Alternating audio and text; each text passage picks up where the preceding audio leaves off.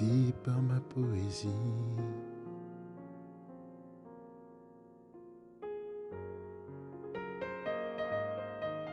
Elle vit par ma poésie. Elle y trouve du réconfort. Elle s'y réfugie comme dans le château fort. Je lui donne de la force sans effort.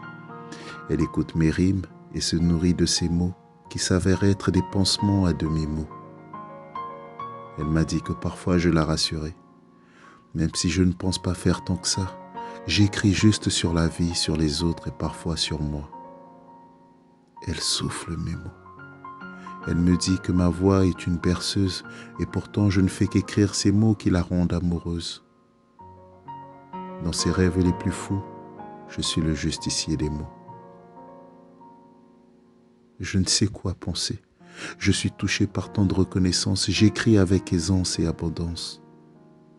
Mes mots qui parlent des histoires, qui parlent de ma vie et parfois celle des autres. Elle personnifie ma poésie, lui donne du sens et parfois même un prénom.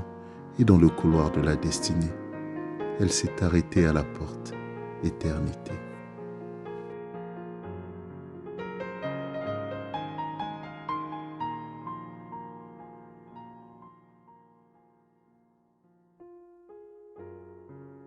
Elle vit par ma poésie.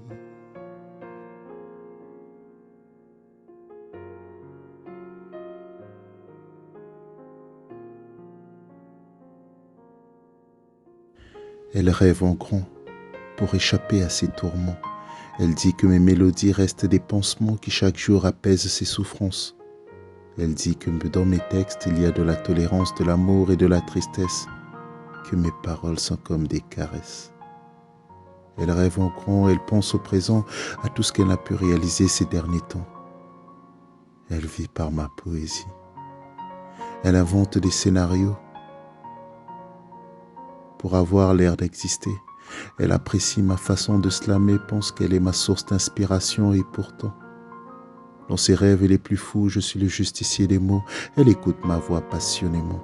Elle marque des pauses en m'écoutant, comme elle le fait dans la vie pour réfléchir. Elle pense qu'elle a tant de choses à me dire et pourtant, elle rêve de grandes choses, oublie ses complexes et pourtant ose.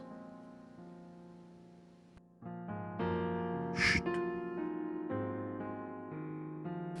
Elle écoute mes rimes et se nourrit de ces mots qui s'avèrent être des pansements à demi-mots. Elle souffle mes mots. Elle me dit que ma voix est une berceuse.